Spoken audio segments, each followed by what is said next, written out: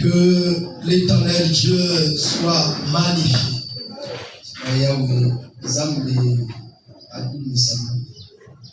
Lui, celui qui nous a aimés sans que nous l'ayons mérité.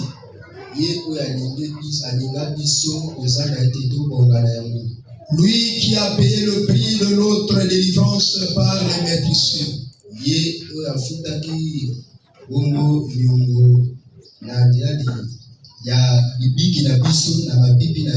Qu'il a subi sur la croix de Golgotha.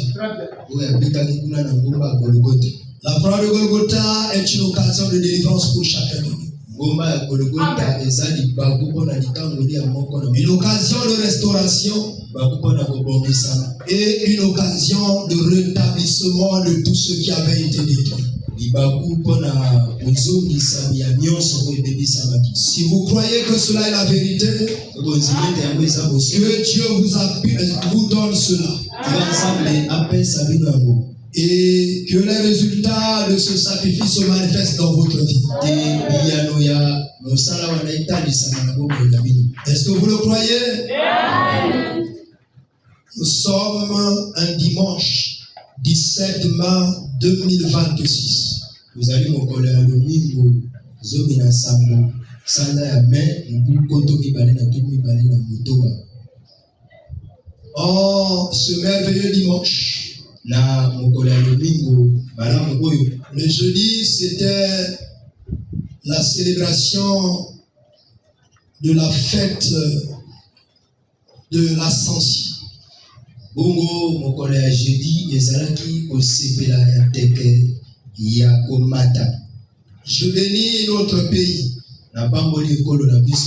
de ce qu'il reconnaît la quintessence de la parole de Dieu.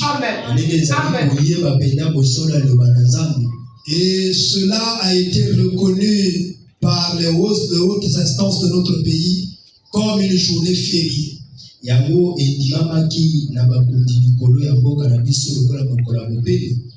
vous voyez combien de fois ce pays croit en Dieu.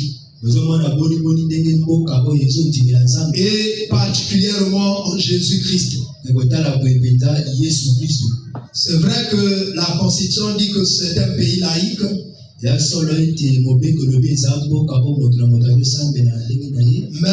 je continue par lire par la reconnaissance de la Constitution de toutes les fêtes chrétiennes qui marquent les grands événements chrétiens, que c'est un pays chrétien. Et je ne demande pas à tout le monde de croire comme moi. Mais moi, je le crois de tout mon cœur. Pas parce que la Constitution est le plus grand règlement d'un pays. Et cette Constitution reconnaissant la place de Christ dans la vie des gens, c'est un pays chrétien. Que Dieu soit loué. Ce matin, bien-aimés, nous allons parler de la consécration.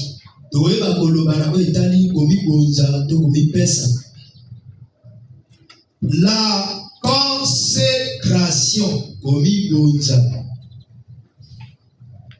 Et nous devons tout d'abord savoir que la vie en Jésus-Christ n'est pas une vie où on doit faire les mêmes choses tous les jours.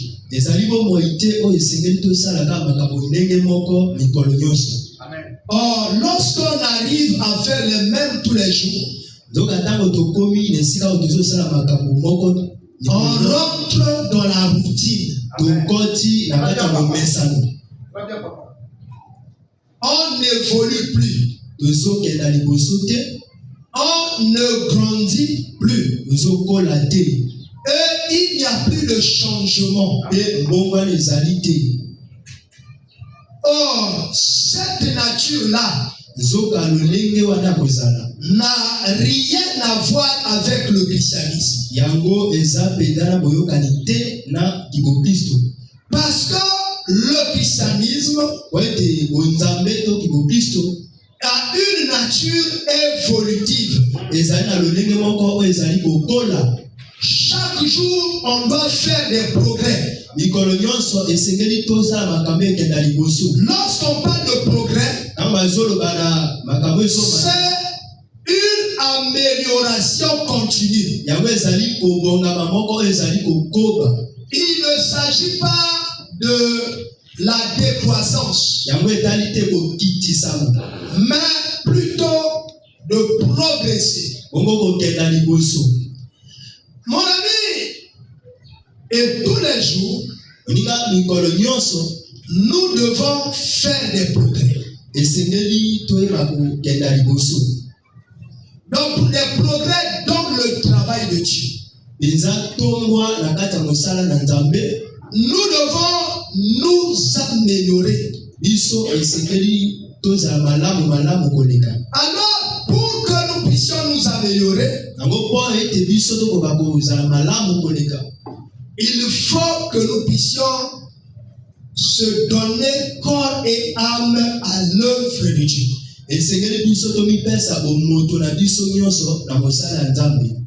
La Bible nous révèle que sans l'appui de l'Éternel, nous ne pouvons rien faire.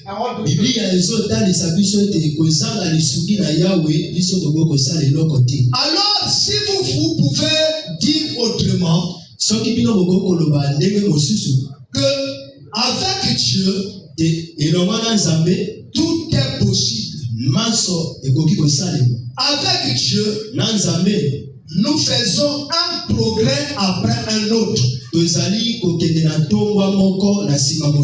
Parce que lui, il est le catalyseur, c'est-à-dire ce qui booste pour que nous puissions faire ces progrès.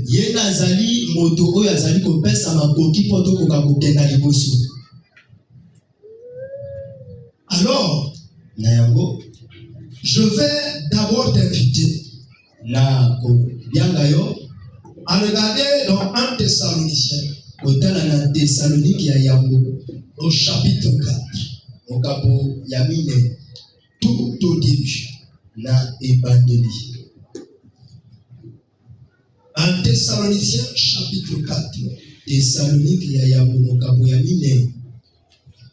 À partir du premier verset.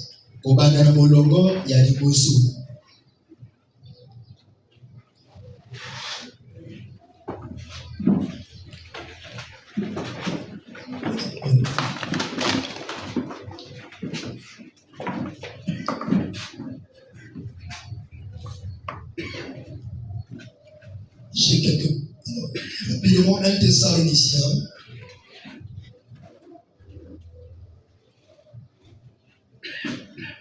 Chapitre 4, au tout premier verset. Voici ce qui est écrit.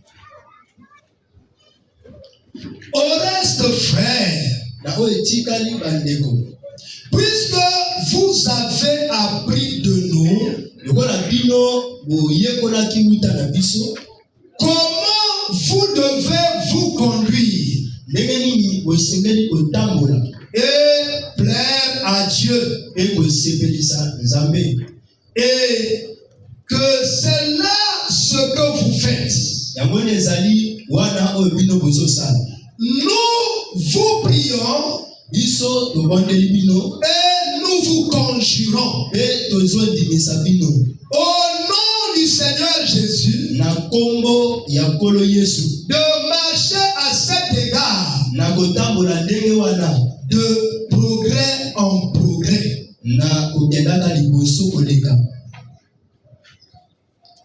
Frère, ma soeur bien-aimée, regardez l'adresse de notre bien-aimé Paul aux chrétiens qui vivaient à Thessalonique. Et vous vous rappelez selon nos enseignements et selon les Écritures, à fois qu'une lettre avait été adressée à une église locale, elle était recopiée sur un autre parchemin et distribuée à toutes les églises locales. Donc ce message est un message qui est adressé à toutes les églises de Dieu. Quel que soit le temps. Et donc à vous et moi aujourd'hui. Lorsque nous le lisons, il s'adresse particulièrement à chacun de nous. Le frère Paul était en train d'évoquer un certain nombre de choses. Et il arrive à ce moment-là, il dit au reste frère, puisque vous avez appris de nous comment vous devez vous conduire. Je veux m'arrêter d'abord là. Mon ami, chacun de nous doit être un enseignement pour l'autre. Chaque jour, envoyons nos frères, envoyons nos soeurs, ils doivent être des tableaux spirituels sur lesquels Jésus a eu à écrire des enseignements. Un enfant de Dieu est une Bible ouverte. Un enfant de Dieu est un enseignement. Mais comment un enfant de Dieu peut devenir un enseignement? Comment il peut être une Bible ouverte? C'est par sa manière de vivre. La Bible nous dit sanctifiez-vous. On doit nettoyer notre marche de bout en bout. Et chaque pas de notre vie est un enseignement qui édifie. Est un enseignement qui oriente. Est un enseignement qui encourage les uns et les autres à abandonner ce qui n'était pas en ligne avec la parole et de commencer à faire ce qui est en ligne avec la parole.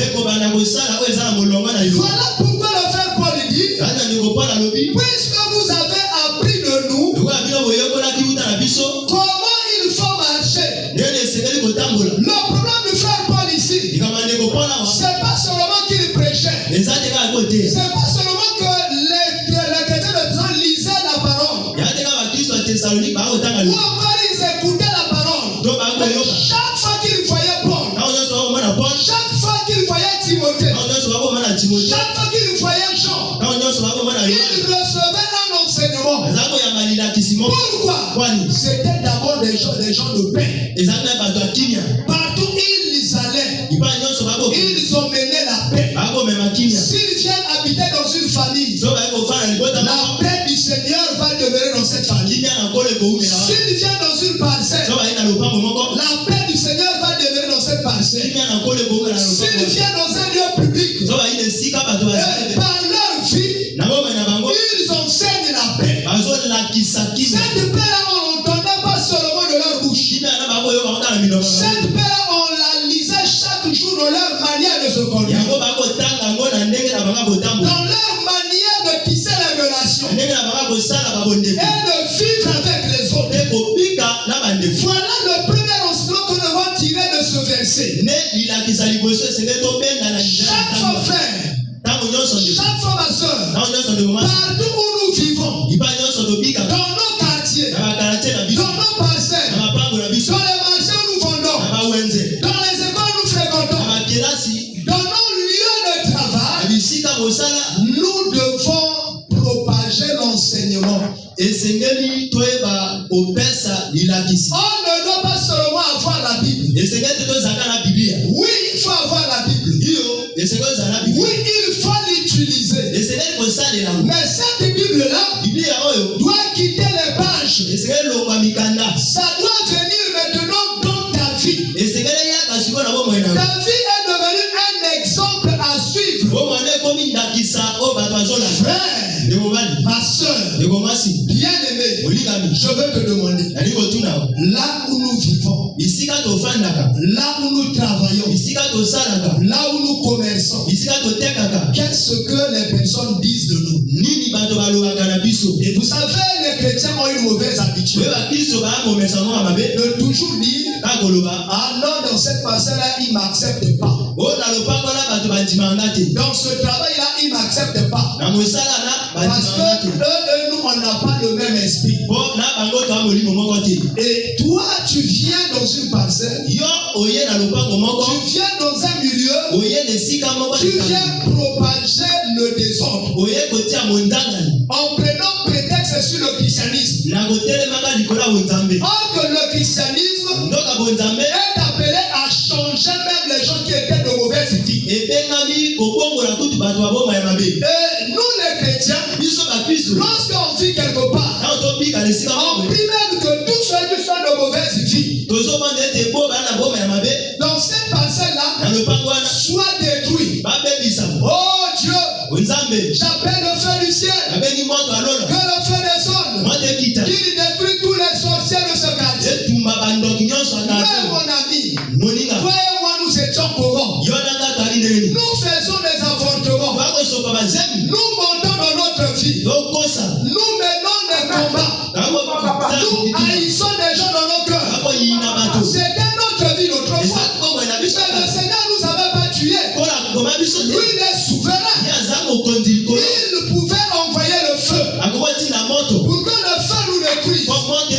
Nous sommes à l'exemple des apôtres qui marchaient avec Jésus. Et puis s'ils ont rencontré des personnes qui ne croyaient pas à l'évangile qu'ils prêchaient et qui les troublaient, ils ont dit au Seigneur, donne-nous la permission pour que nous appelons le feu du ciel et que le feu descende et que le feu les détruise.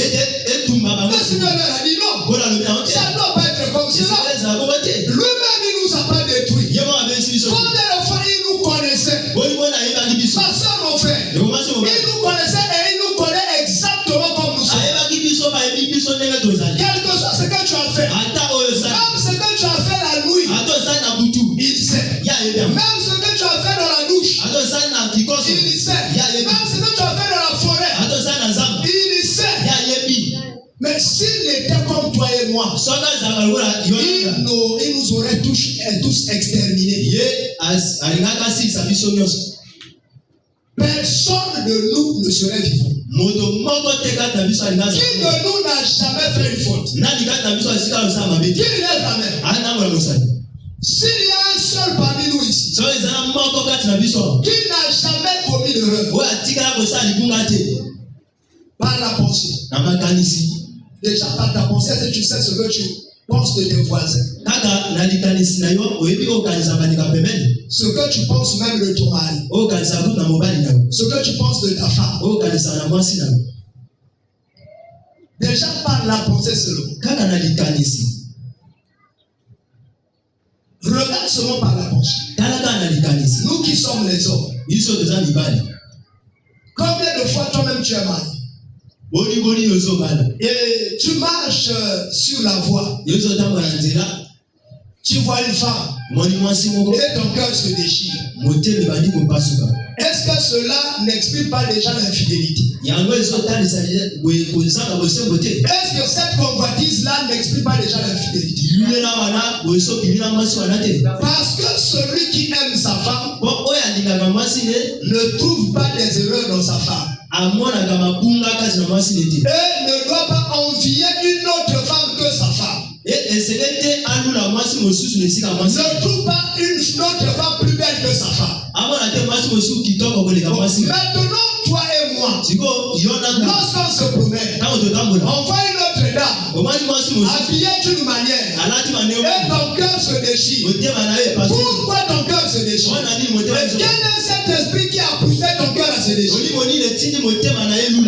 Est-ce que ce n'est pas un esprit païen? Alléluia.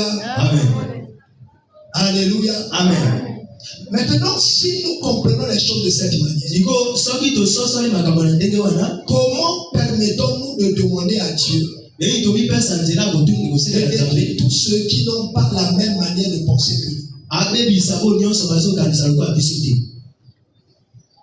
De détruire même ceux qui nous font du mal. Mon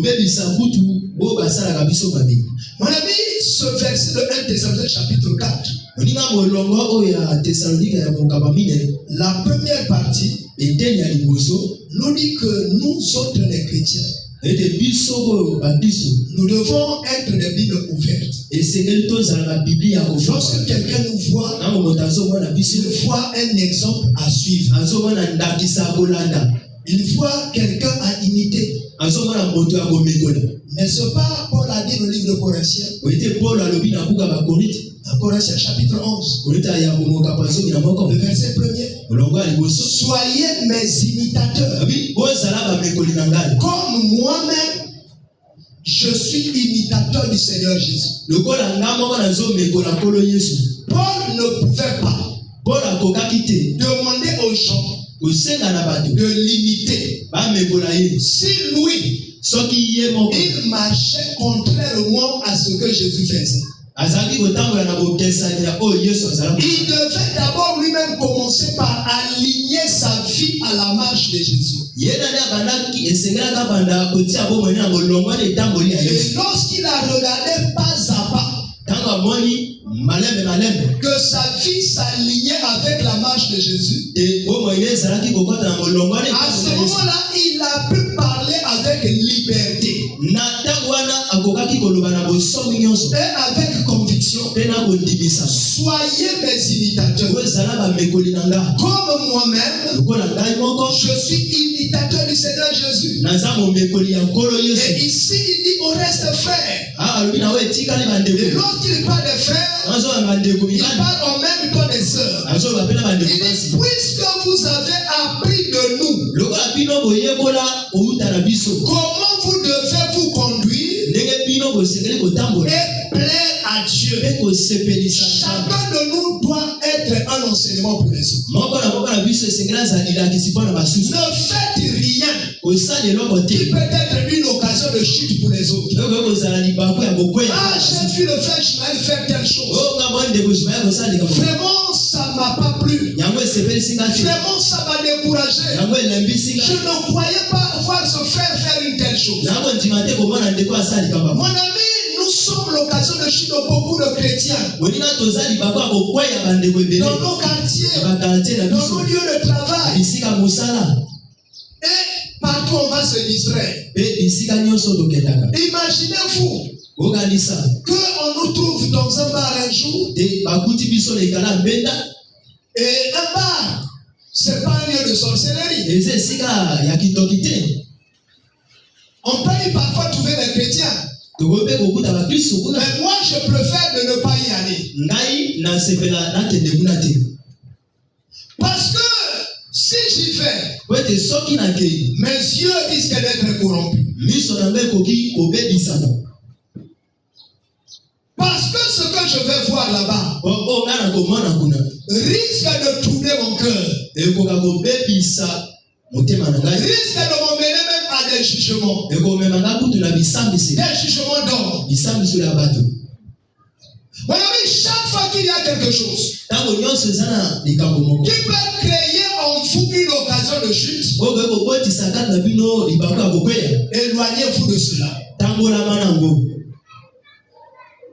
L'autre jour, je ne sais pas si c'était hier, pendant que j'entraînais le groupe de chant, je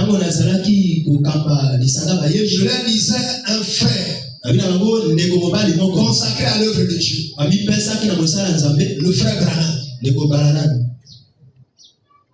Il avait pris la décision de ne pas regarder la télé. C'est pas que la télé était mauvaise, mais c'est ce qui passe par la télé qui risque de lui donner un comportement qui va le sortir de l'œuvre de Dieu. Mon ami, vous savez combien d'enfants de Dieu n'arrivent plus à prier. Seulement le fait de continuer à regarder les réseaux sociaux. C'est pas que tout ce qui se passe dans les réseaux sociaux est diabolique ou satanique. Ou mauvais. Le problème, c'est que ça captive votre attention. Ça vous garde pendant longtemps. On vous envoie les images une après l'autre.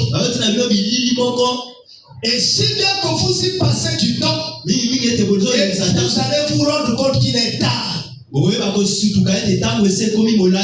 vous n'avez plus le temps de prier. Et parfois vous allez vous rendre compte que vous-même vous êtes fatigué. Et vous montez dans votre lit. Vous dormez. Vous programmez même un moment de prière avant le lever du jour. Et vous allez dormir jusqu'à ce que le jour soit levé. Et tu te lèves comme ça. Tu dis, ah, je dois aller au marché. Ah, je dois aller au travail. Rapidement, tu te lèves, tu prends le sac ou tu prends la cuvette, tu es parti.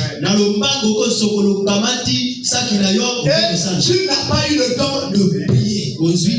Alors, si une chose peut te garder comme ça dans une prison, et tu voulais que tu renonces à cette chose, où est le mal? Tu as fait un choix rationnel. Quelqu'un qui s'engage sur un certain chemin doit s'assurer qu'il est fort pour savoir s'arrêter. Si tu ne peux pas t'arrêter, c'est mieux de renoncer. Vous voyez? Si toi tu ne peux pas aller dans un bar et sortir vivant, si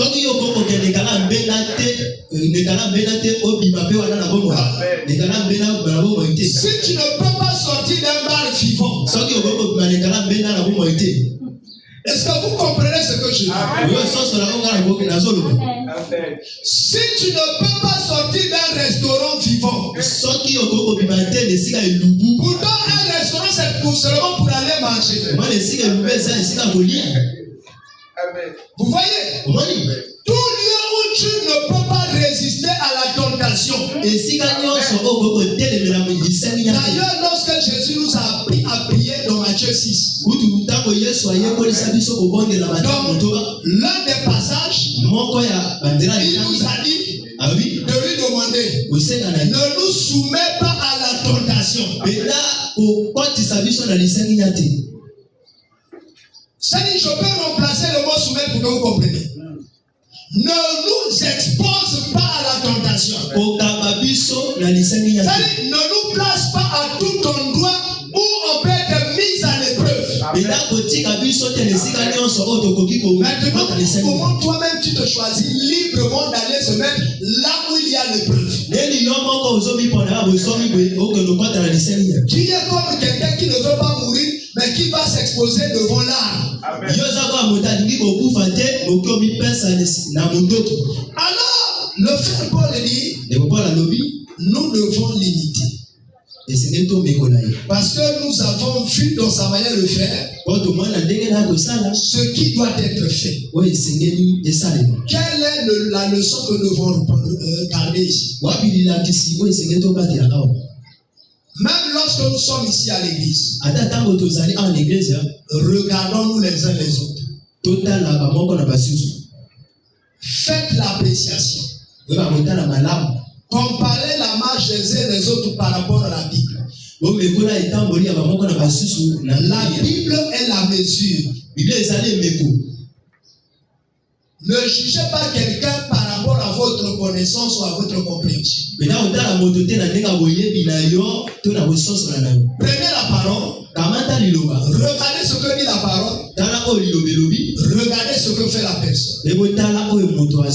Une fois que vous avez fait cet examen, Pour cette comparaison, à ce moment, vous pouvez dire si la personne est la personne que vous devez suivre ou ne pas le suivre. Alléluia. Amen. Mon ami, nous on se laisse à tout ce qui fait plaisir à notre cœur. On se trouve à un endroit parce qu'on parle des gens et nous on prend plaisir à ça. Que dit la Bible? Entretenez-vous par des hymnes, par des psaumes. Mais partout où on ne s'entretient pas par ces choses-là, on n'a pas une causerie saine qui touche défavorablement aux vies des gens. Que devons-nous faire? Nous devons nous éloigner. Paul poursuit, nous vous en prions. Et nous vous conjurons au nom du Seigneur Jésus de marcher à cet égard de progrès en progrès. Qu'est-ce que le frère Paul dit? Vous avez regardé les personnes qui marchent dans la voie du Seigneur. Vous les prenez comme votre exemple à suivre. Et vous ne devez pas vous arrêter. Chaque jour, de refaire le même exercice. Imitez ceux qui font bien. Si tu as une soeur qui est attachée à la prière, attache-toi à elle. Demande même des moments de prier avec elle. Elle sera pour toi une personne qui va te tirer, qui va t'emmener dans des dimensions de la prière, qui va te permettre à aller très loin dans la prière. Mais s'il y a un frère ou une soeur qui développe seulement des paroles et qui ne se consacre pas à la prière, éloigne-toi de lui. Sinon tu risques de devenir un coq. Un coq donne le chant chaque matin pour réveiller tous ceux qui sont autour. Mais lui-même il reste perché sur l'arbre en train d'annoncer que le jour s'est levé. Quittez là où vous êtes couché, allez travailler. Lui-même il reste toujours là, à chanter toujours au même endroit.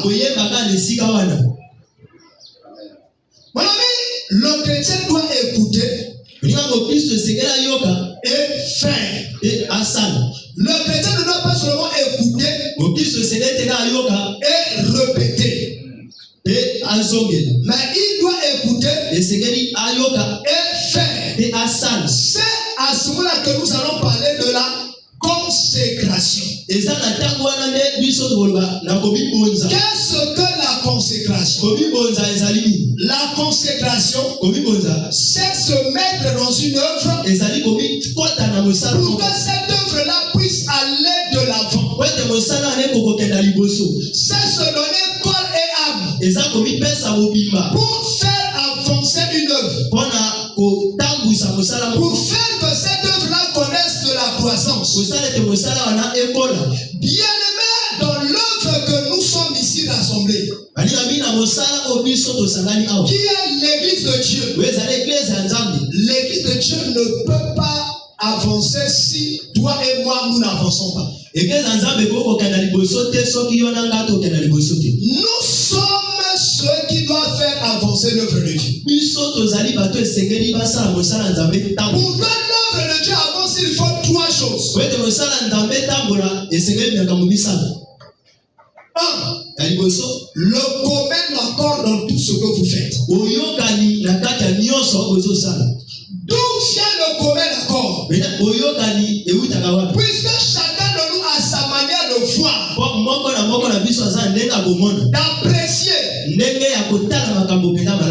Chacun de nous a appris dans une école, a appris dans une famille. Comment voudrez-vous que nous soyons dans le commun accord? Alors la Bible est la seule indication ou la seule base qui élargue ce qui fait notre différence. Et nous emmène à croire d'une de la même manière. Lorsque vous regardez Actes chapitre 4, la Bible dit tous ceux qui avaient cru étaient au même endroit. Première chose, c'est de nous rassembler. Frère, nous ne pouvons pas avancer si nous sommes dispersés. Dispersés physiquement, dispersés dans la pensée. Nous devons d'abord nous unir physiquement. Nous devons nous retrouver en assemblée comme on est là. Nous devons nous retrouver 2-3 quelque part dans des maisons. Et nous devons prendre la parole. Et nous devons la lire. Et nous devons la méditer.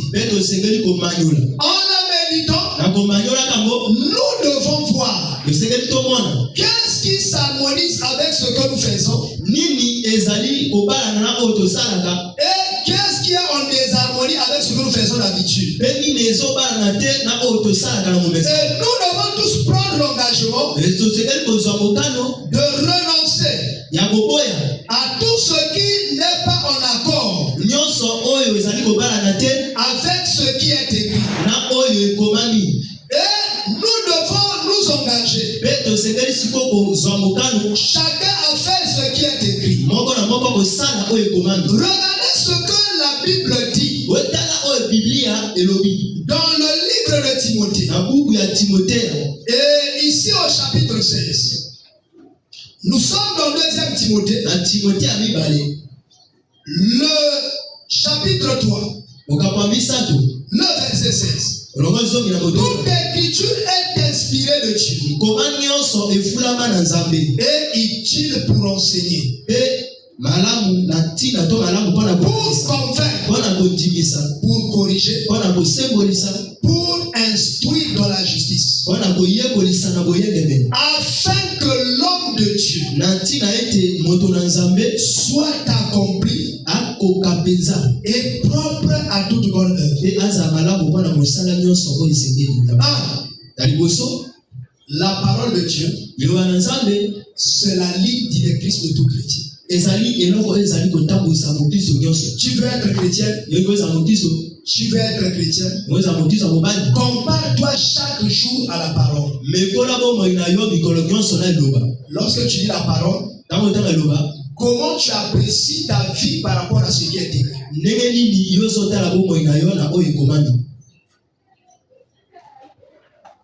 Comment tu vois ce que toi tu fais et ce qui est écrit? Si ça s'harmonise, tu t'agenouilles, tu dis Dieu, garde-moi dans cette direction. Mais s'il y a des écarts, sois honnête d'abord avec toi-même. Dis Dieu, ce que j'ai regardé de différent là, enlève ça de moi. Maintenant, ramène-moi à être capable à faire ce qui est écrit. Parce que la parole de Dieu travaille à ce que l'homme de Dieu, la femme qui s'adonne à Dieu, s'améliore. Et soit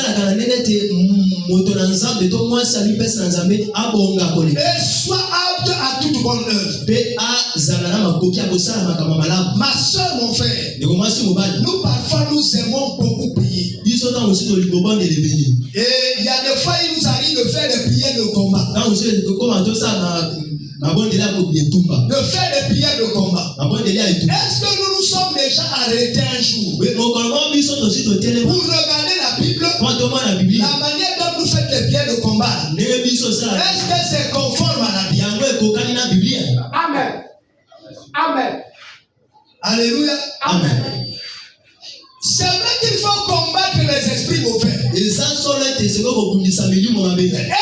la manière dont nous combattons avec les esprits mauvais, est-ce que nous combattons de la bonne manière? Je vais vous dire un jour, nous montons pour aller prier sur la montagne. Et il y avait des bien-aimés qui étaient avec nous. On était aussi avec la sœur Maï. Et comme elle marche beaucoup lentement, et nous arrivons à une église là-bas sur la montagne, il y a beaucoup de personnes. Et les autres avaient beaucoup avancé. Et nous, on était obligés de rester pour attendre la sœur Maï. Et pendant que nous attendons, on commençait à faire la prière de combat. Et puis celui qui était là-bas devant, il dirigeait. Allez, commencez d'abord par les attraper. Et vous allez voir tout le monde faire dans le sol de courir. On court encore à terre, par la terre. Allez, mettez-les par terre. On a les amis par terre. Tuez-les par les épées. Tu vois quelqu'un, il prend l'épée comme ça. Il n'a pas d'épée, mais il est perfusé. Et il est en train de piquer son ennemi. De le détruire. Après, il dit, mettez-les dans les cercueils. Et tout le monde se met à mettre les sorciers autres dans les cercueils. Mettez-les dans les combien. C'est là où j'ai trouvé que c'est spectaculaire. Laissez-nous voir la vie. Mais j'ai trouvé ça un spectacle. Et je me suis arrêté, je commence à regarder. J'ai dit, c'est spectaculaire. Ça fait beaucoup de gens. C'était plein. Tout le monde. Attends, ça c'est quoi? Quel spectacle? Et après il dit, faisons-leur des trous pour les enterrer.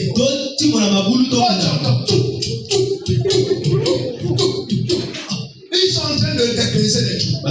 Et enterrez-les. Ils sont descendus de cercueil, ils l'ont descendu. Et puis ils ont commencé à le faire. Les autres avançaient, moi je suis resté debout à regarder. Alléluia. Amen. Il y a même des prières comme ça qui passent dans les réseaux sociaux. Et toi aussi, tellement que tu ne veux pas lire la parole, tu t'adonnes à ces prières-là.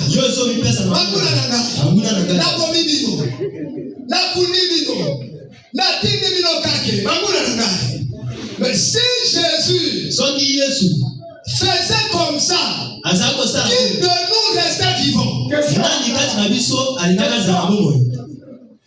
Alléluia. Amen. Est-ce que tu es là?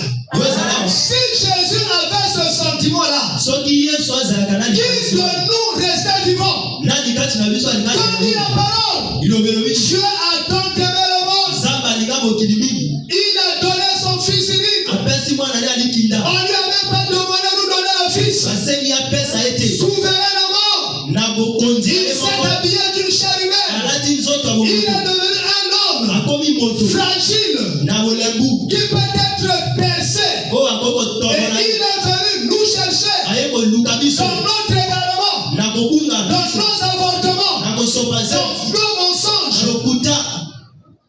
Il est venu chercher chacun de nous. Mais s'il avait fait comme toi et moi, nous menons les prières de combat, tous on irait à l'enfer. Alléluia. Amen. Il nous a aimés au-delà de nos faiblesses. Maintenant, s'il nous a aimés au-delà de nos faiblesses, continuerons-nous à entretenir les faiblesses? Non. Non. Mon ami, chaque jour, tu dois regarder d'où tu es parti. Et où tu es arrivé. Est-ce que tu as fait des progrès ou tu as régressé? Chaque jour, il faut le regarder. Déjà de ta manière de prier. Est-ce que tu pries régulièrement? Mon ami, lorsqu'un enfant grandit, comment tu le constates? Il change de taille. Il change d'alimentation. Et il change même de relation. Et il change de fréquentation. Bon, maintenant, toi, tu dis que tu grandis dans le christianisme. Ta manière de prier est en train de régresser. Tu étais déjà arrivé à 1 heure de prière. Maintenant, tu pries 30 minutes. Sans ton malheur.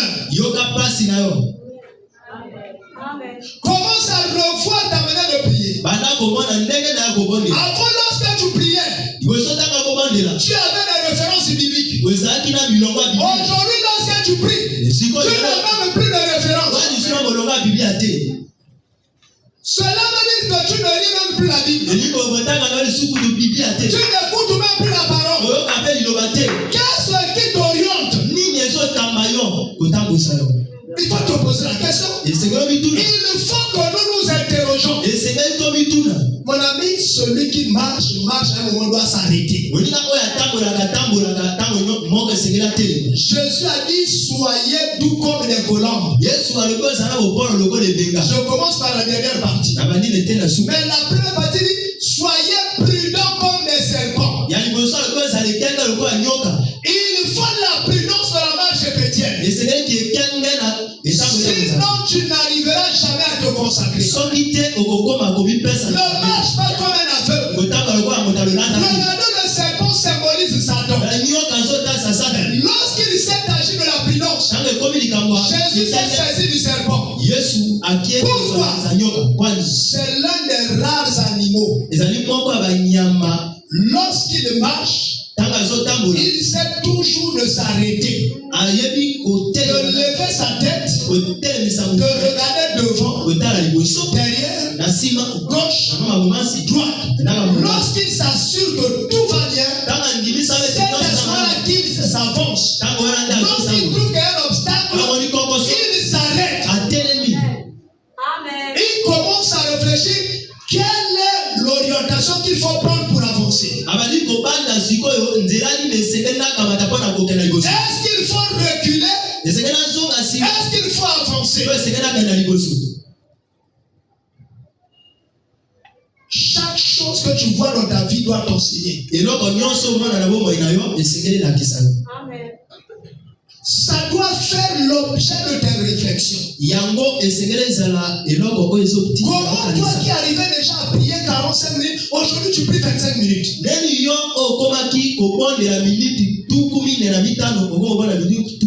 Est-ce qu'un enfant lorsqu'il grandit, il diminue de taille ou il augmente de taille? Comment toi qui lisais déjà la Bible, tu passes une semaine sans lire la Bible?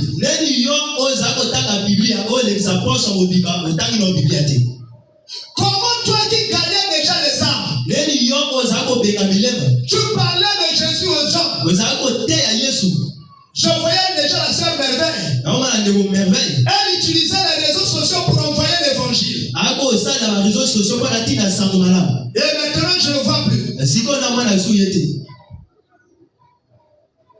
Vous voyez? Or que les autres utilisent les réseaux sociaux pour passer du temps. Elle s'était saisie l'occasion. Quand tout le monde regarde les réseaux sociaux, et elle utilise les réseaux sociaux pour envoyer le message du salut. Alors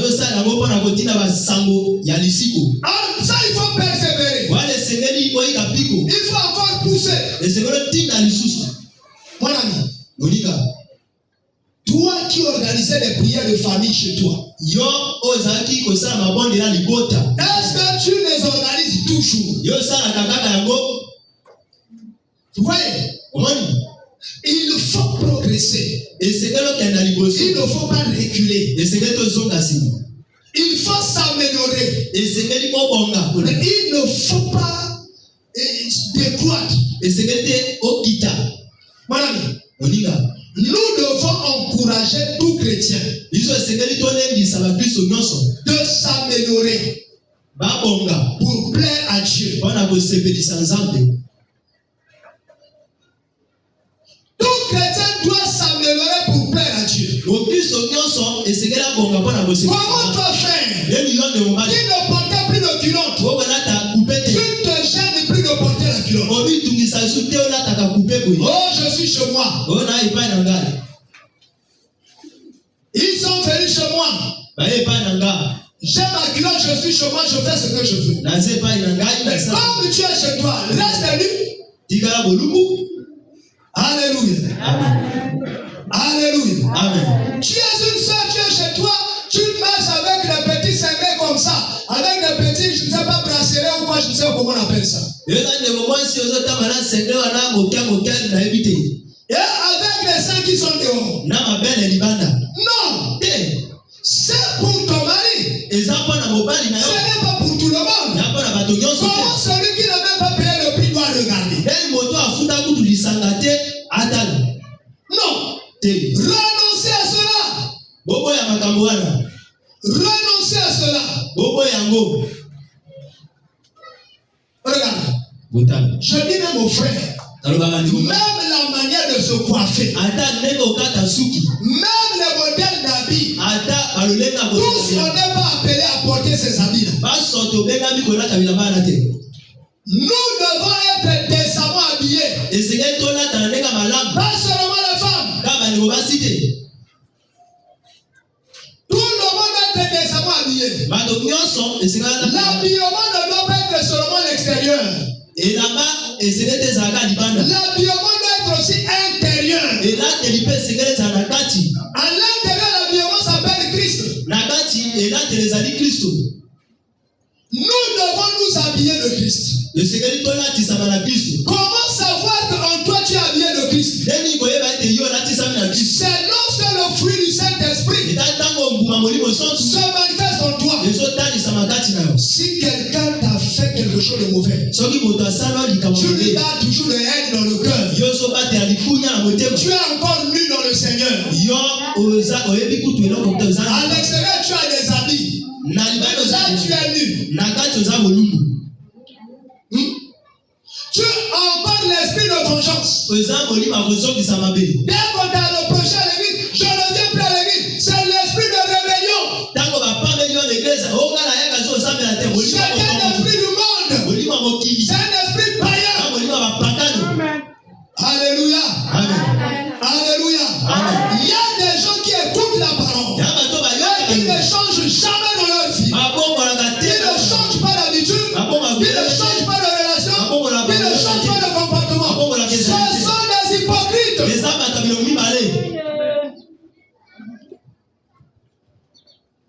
L'esprit chrétien est un esprit obéissant. Est un esprit qui progresse. Regardez Proverbe chapitre 4. Je t'appelle à prendre ça. Oh, frère, allons-y. Et toi, ma Bible électronique. Prends Proverbe chapitre 4. Prends le verset 10. Quelqu'un peut lire rapidement. Le temps que ma Bible électronique là qui fait quelques grimaces s'ouvre. Verset 10. 18. Proverbe chapitre 4, verset 18. Le sentier des justes est comme la lumière resplendissante.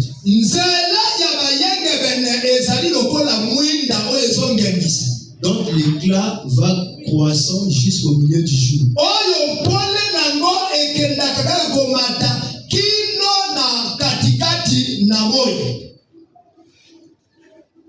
Le sentier des justes est comme une lumière grandissante. Vous voyez cette image de progrès? C'est-à-dire la voie que suivent les justes. La démarche même des justes. C'est une démarche qui connaît Ça s'agrandit. Ça chasse l'obscurité. Si avant tu étais capable de faire ceci, demain tu seras capable de faire 3, 4, 5 choses. Mon ami, comment depuis que tu as commencé à prier là, tu ne viens à l'église que dimanche. Déjà rien que ça. Ça encore c'est des choses banales. Venir à l'église c'est banal. Mais depuis que tu as commencé à prier depuis des années, ton rassemblement ce n'est que le dimanche. Mais où vas-tu les autres jours? Question. Alléluia. Amen. Tu dis toujours je suis occupé. Depuis que tu as commencé à chanter dans le groupe de chant, depuis que tu es protocole là, depuis que tu es intercesseur, ton seul jour pour faire l'œuvre, ce n'est que le dimanche. Vous savez pourquoi beaucoup de chrétiens échouent dans leur vie? Ils sont des intercesseurs à l'église. Si tu veux devenir fort dans l'œuvre de Dieu, en dehors de ce qui se fait devant tout le monde, va à la montagne. Lorsque je dis la montagne, c'est un lieu de retrait. Je ne parle pas de la montagne comme montagne. Le Seigneur aime les gens qui travaillent loin des appréciations des gens. Amen. Amen. Parce que lorsque nous prions devant tout le monde, les gens nous voyaient claquer les mains, sautiller, crier. C'est pour attirer l'attention de ceux qui sont autour. D'abord, il faut éviter des prières où tu alertes tout le quartier. Non, évitez ces prières-là. Lorsque vous priez, c'est entre toi et Dieu. Change ta manière de prier. Dans ton intimité. Parle de ton Dieu qui vit déjà en toi.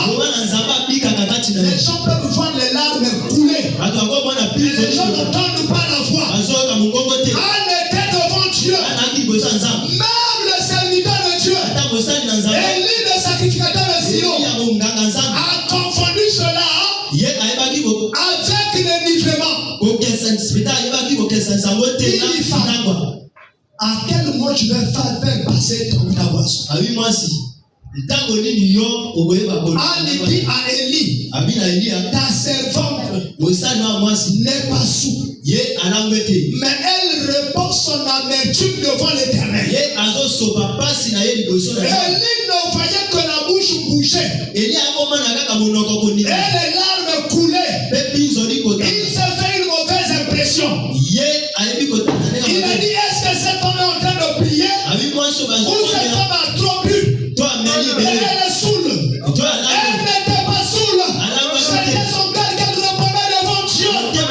Lorsqu'elle répond son cœur devant Dieu, les hommes ne doivent pas écouter. Il est seul. C'est ton Dieu qui va t'écouter. Lorsqu'un homme écoute, il va te plaindre seulement. Amen. Lorsqu'un homme t'écoute, il va te plaindre. Mais il ne peut rien faire pour toi. La situation de cette soeur, vraiment, elle est horrible. La situation de son frère est vraiment difficile. Lorsque je l'ai entendu prier, il traverse des moments difficiles. Mais il ne donnera aucune solution. Toi, lorsque tu pries là, tu crois que tu es où? Non, tu crois que Dieu est où? Il vit en toi. Tu vas le chercher sur le toit.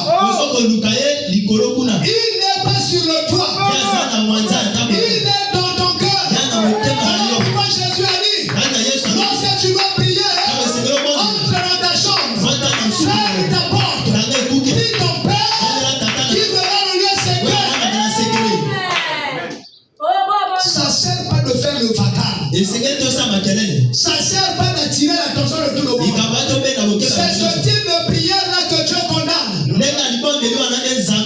tu te consacres là, commence à changer même la manière de prier. Alléluia. Amen. Tu pries dans les lieux secrets. Les gens voient la manifestation. Les gens voient là le changement. Les gens voient l'évolution des choses. Regardons 1 Timothée chapitre 4. Prenons le verset 15. Lisons cela, frère. Qu'est-ce que la Bible nous dit? 1 Timothée chapitre 4, tu es là? Verset 15. Voici ce que l'Écriture dit. Occupe-toi de ces choses. Donne-toi tout entier à elle, afin que tes progrès soient évidents pour tous. Mon ami, je ne veux pas prendre beaucoup de temps. Et j'étais en train de parler de Josué, je n'ai même pas commencé. Et je me rends compte que j'ai terminé.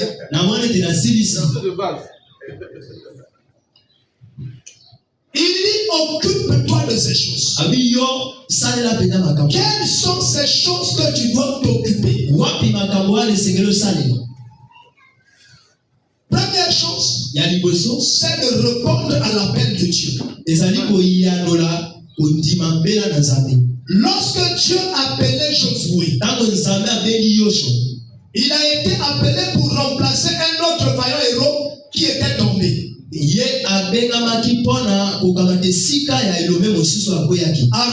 Aaron. Et Dieu a dit à Josué,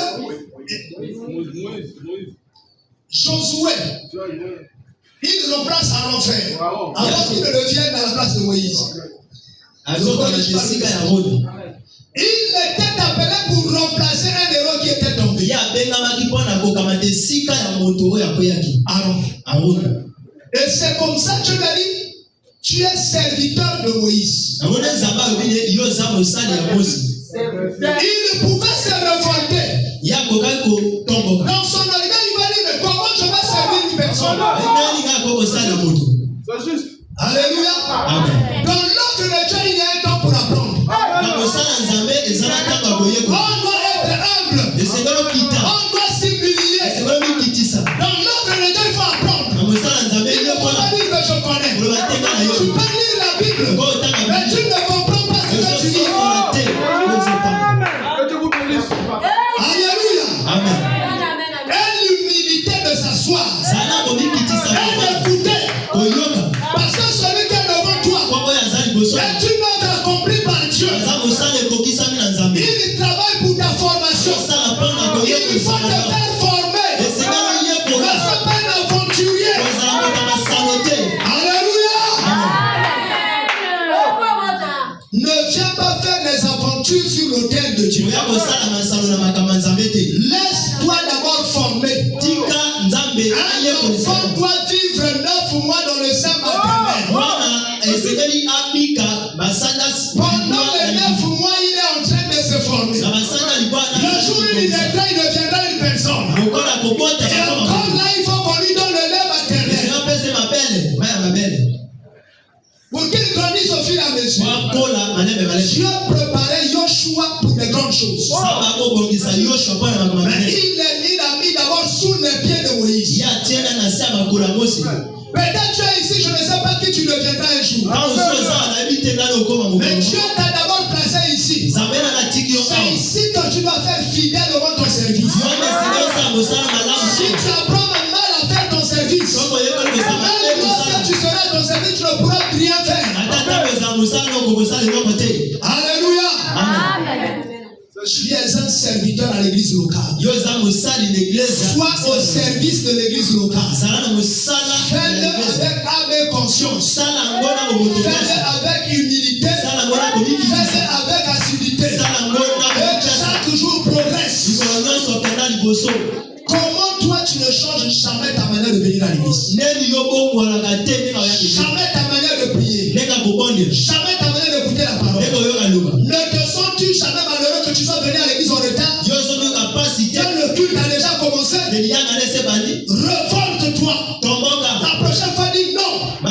Ça doit bien être comme ça. Maintenant, je veux te dire une chose. Dieu ne t'a pas appelé seulement pour que je t'assieds à l'église. Dieu a mis en toi un esprit de conquérant. Tu es un conquérant. Tu dois gagner le monde. Alléluia. Tu dois peupler l'œuvre de Dieu. En tant que conquérant, voici ce qu'il te dit. Dans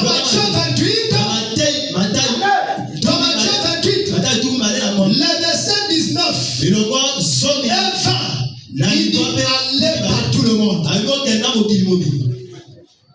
C'est à chacun de nous que Dieu s'adresse. Prépare des armes pour aller par tout le monde. Lorsque tu pries, dis à Dieu, je dois aller par tout le monde. Affûte-moi maintenant. Si je me trouve devant une personne, lorsque je parle, c'est toi qui se mets devant. Moi, je suis en derrière. Tu es un conquérant, un vainqueur. Je te dis, va par tout le monde. Combien de personnes tu t'es déjà approché d'eux? Là où tu habites, dans ton quartier, dans l'école où tu es, dans ton travail, tu as déjà parlé à Christ de combien de personnes? Tu sais ce qui te fait hésiter? Tu te dis non, je n'ai pas assez de connaissances. Dieu est la base de ta connaissance. Va avec la force que tu as. C'est juste. Alléluia. Amen. Ah, Josué, Yoshua. Il lui va avec la force que tu as. Est-ce que cet homme avait déjà combattu? Mais il lui va avec la force que tu as. Tu dis, mais papa, tu me dis ça ce matin. J'ai déjà gagné qui? Moi-même, je ne connais pas le passage biblique. Est-ce que la Samaritaine connaissait le passage biblique? En toi, il y a un dépôt. Qui le croit? Qui croit qu'il a un dépôt en lui? La femme samaritaine avait reçu un dépôt qui était plus fort et plus profond que les paroles de la Bible. Toi, tu es étonné de voir des gens qui débitent les versets bibliques. Dieu n'a pas besoin de versets bibliques. Dieu a besoin qu'une personne devienne la Bible. Qu'il devienne la parole. Tu développes une vie de prière. Dieu lui-même chaque jour, par le Saint-Esprit, il se placera en toi et il parlera. Tu seras étonné quand tu arrives quelque part, tu commences à parler de Jésus. Et la personne commence à dire Alléluia. Mais est-ce qu'ils disent Alléluia par rapport à ce que je dis? Tu dis à l'église, je n'ai jamais prêché. Ici, là, les gens disent Alléluia. C'est la puissance de Dieu qui est en toi. Il dit allez par tout le monde. Faites de toutes les nations les disciples. Il baptisez-les au nom du Père, du Fils et du Saint-Esprit. Ça veut dire faites-leur prendre la décision de suivre Dieu. Il dit enseignez-leur à observer tout ce que je vous ai prescrit. Écoute maintenant. Il dit moi-même, je suis avec vous tous les jours jusqu'à la fin du monde. Tu ne fais pas l'œuvre seul. Là où tu pars, Jésus est déjà passé par là. Il a fait déjà l'œuvre. Toi, tu ne viendras que mettre un peu d'huile dessus. Mais l'œuvre a déjà été faite. Maintenant, n'hésite plus. Si la prochaine fois, tu veux inviter quelqu'un à l'église, ne te pose pas la question est-ce qu'il sera d'accord ou non. C'est Dieu qui fera. Vois ton problème, ouvre la bouche et parle. C'est tout. Le reste, lui-même est fait. Mon ami, moninga. Je crois que la prochaine fois, je parlerai encore de Josué. Je pensais le faire aujourd'hui. Mais le Saint-Esprit a fait ce qu'il a voulu. Je veux que tu te mettes debout.